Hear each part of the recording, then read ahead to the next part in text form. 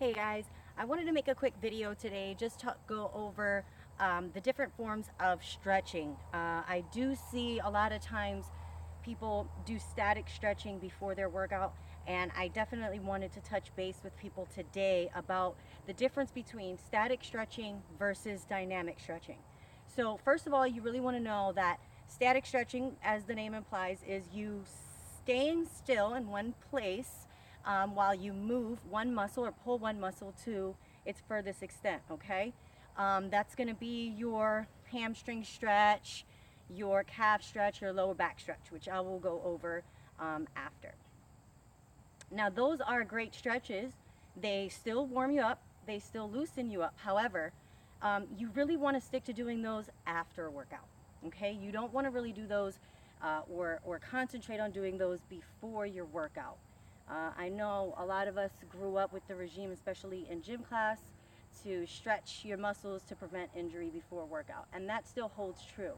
However, that we have found out that dynamic stretching is much more effective and still prevents injury. However, it helps you prepare yourself, not just mentally but physically, for whatever challenge you're about to put yourself through, whether it be a day at the park with the kids, a day at work, or a strenuous workout, okay?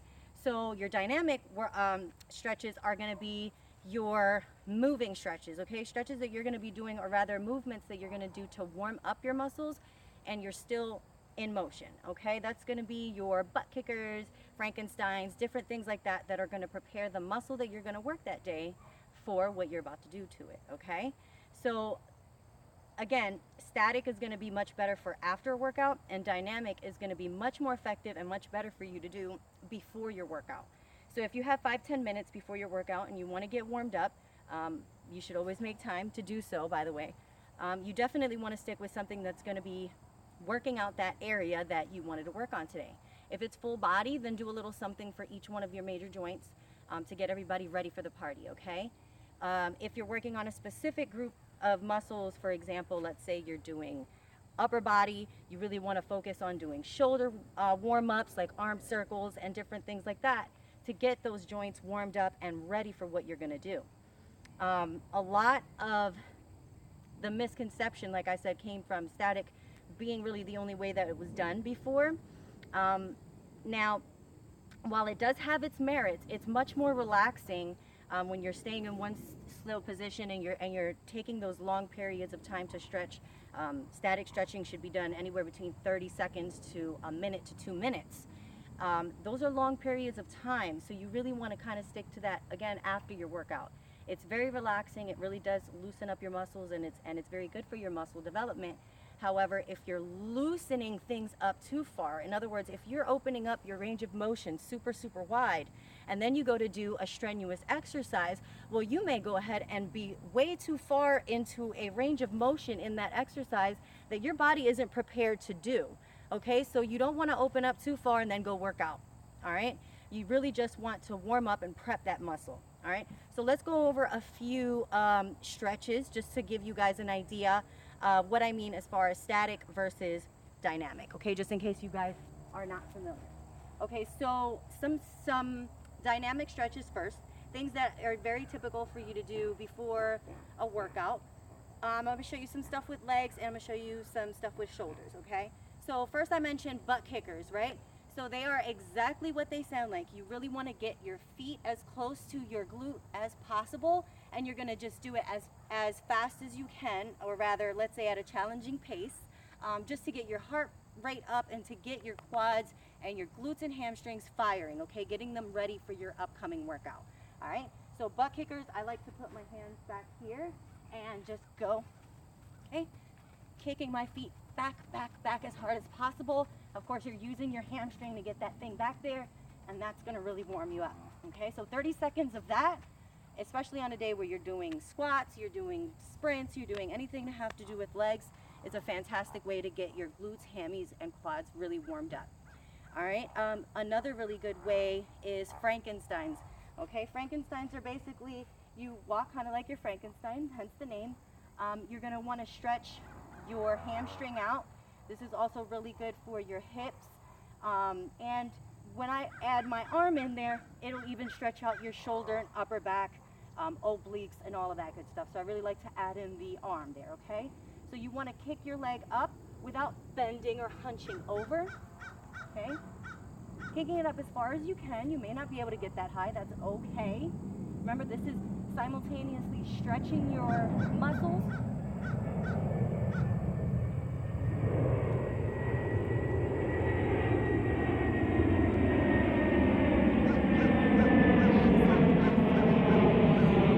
It is simultaneously stretching your muscles while it is warming you up, okay? Another great exercise, now this one's for upper body, is arm circles. These are super old school. Everybody that's gone to gym class has done arm circles, and as classic and cliche as they may seem, they super work, okay? So arm circles, everybody remembers these from gym class, yes? Nice and tight little ones. And then of course, widening them. And again, you really only want to do these types of stretches for about 30 seconds or so each exercise, okay? And on stuff like arm circles, never forget to alternate not just size, but direction, okay? Just like gym class. There's also knees to chest. Knees to chest are really good dynamic warm-up. Now, there's a low back stretch, which is a knee to chest laying down. That is a static stretch, okay? The one that we're gonna do is actually walking. You're still upright, you're in motion, okay? But you are switching from one leg to the other. It's a little bumpy here in the yard. Okay, you'll just switch from one leg to the other, and you can walk forward or you can stand in one place. However, you really just want to do 1-2 seconds on each side and then switch sides.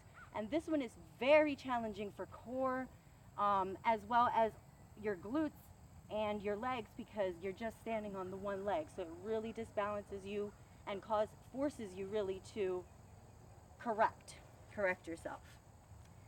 One last dynamic stretch that I wanted to show you guys was a lunge with a twist. Now, yes, a lunge is an exercise, a regular exercise that you can do. However, if you're trying to warm up, you're gonna do legs or anything like that, you can use this slow lunge to warm up your hips and really get ready for the workout, okay? It's just like a regular lunge. However, when you go down, you really wanna twist your body, okay? So hands up behind your head, then you'll lunge forward, okay? And you will bend to the opposite direction of the leg that's on in front, okay? So if it's your right leg, you'll turn to the left.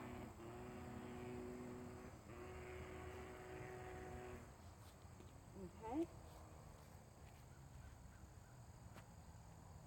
Okay, like that. And those are awesome dynamic warm-ups that you can add to your routine 5-10 minutes before you have to get started, okay? Now, after your workout is over and you want to cool down, most people will just go ahead and jump in the car, go home, get a shower, and do whatever it is they had to do for the day. And then they'll wake up the next day and be super tight and sore and probably not as upset with themselves as they should be for not having stretched. You really want to do these static stretches every time you're done working out as soon as you're done, okay? If you do foam rolling and stuff like that as well, it's really good to make sure you just get it done right after your workout so that you don't have to, you won't forget with the daily stresses of life, okay? So static workouts, static warm-ups for after your workout can be seated hamstring stretches, like I said earlier, a groin stretch, a lower back stretch, anything that's really gonna just take that muscle and stretch it to its longest length, okay? These don't necessarily have to be specific to any workout. However, if you did just do legs or you did just do shoulders or lower back or whatever have you, you're definitely going to want to focus more of your stretching on that area that day, okay? So the seated hamstring stretch, okay?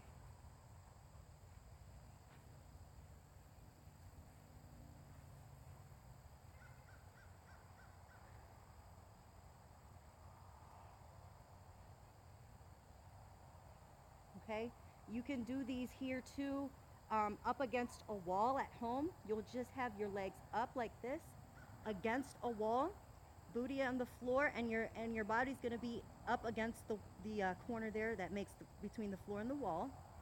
And you just hold your feet up, toes pointed out, okay, not like that, toes pointed towards you, so that you stretch out your calf and your hamstring. If you do it up against a wall and just tilt your coccyx, your butt bone down a little bit, it makes for a really intense hamstring stretch. Now, there's also a standing quad stretch. A lot of people are very familiar with this type of quad stretch. You've seen many runners, many athletes do this before, and you may have done it before as well. However, a lot of people do it incorrectly or ineffectively. So when you're doing a quad stretch, you really want to just hold onto your foot, okay? You're not pulling your foot up. I see a lot of people doing this, okay? That will stretch your quad, but not as effective as it should, okay? You really kind of want to focus on just holding the foot in place and then tilting your booty forward, okay? Or tilting your pelvis forward, okay? And as you keep pushing it, you will feel right here between your hip flexors and the beginning of your quad, you'll feel a very intense stretch, especially if you just worked it out, okay? Now, a lot of people's biggest thing is, especially for working out, I don't have the energy. I don't feel that I have a lot of energy, or I'm already having a lot of pains and things like that going on my day-to-day. If you just add this stretching routine, or a good stretch routine, to your morning, do it in the restroom if you have to, do it at work if you have to. But you'll find if you find a little time, 10 to 15 minutes of your day, to do a little bit of stretching, that you'll wake up the next day, and days, you know, if you continue obviously and are consistent with it, in the next following days, you'll find that you wake up a lot more limber, a lot more flexible, and it does give you a boost of energy. So if you're looking to boost your energy and are still kind of scared of doing the whole entire actual workout, stretching is a great way to kind of break the ice.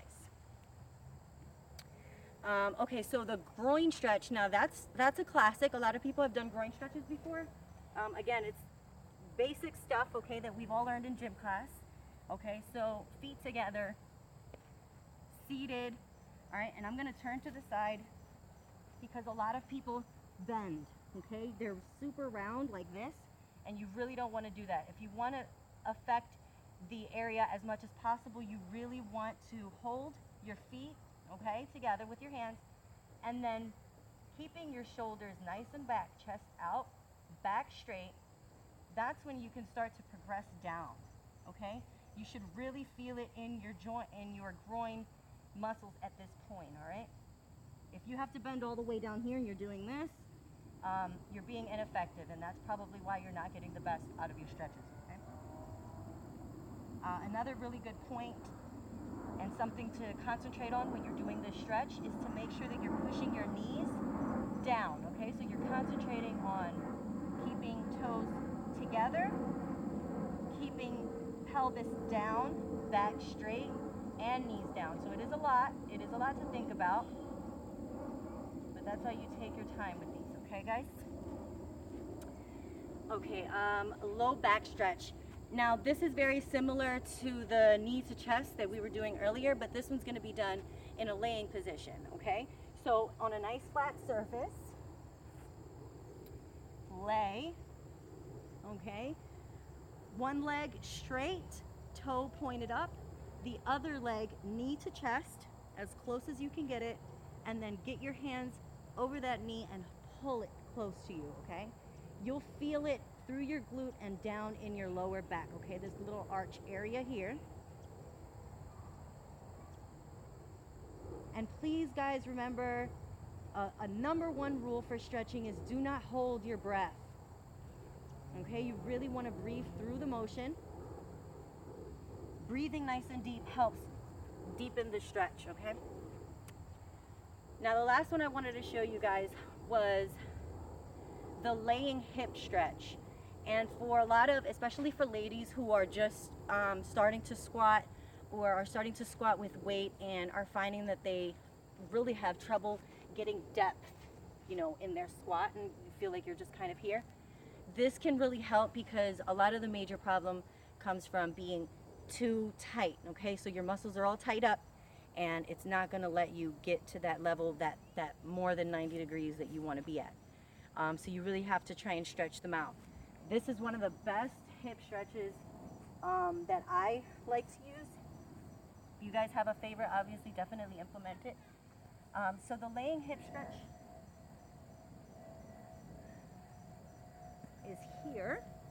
Okay, you're gonna put your ankle across your thigh of your opposite leg.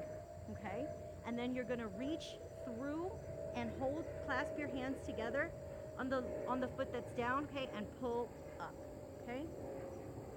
Okay, you should feel it like right about here, where your booty meets the top of your hamstring. All right, if you don't feel it there, pull more. My hips are super tight right now, so this is about as far as I'm gonna go. Okay, and then after about 15 seconds, if you're doing these for 30, go ahead and switch. If you're doing it for longer, obviously you would do it at the halfway mark.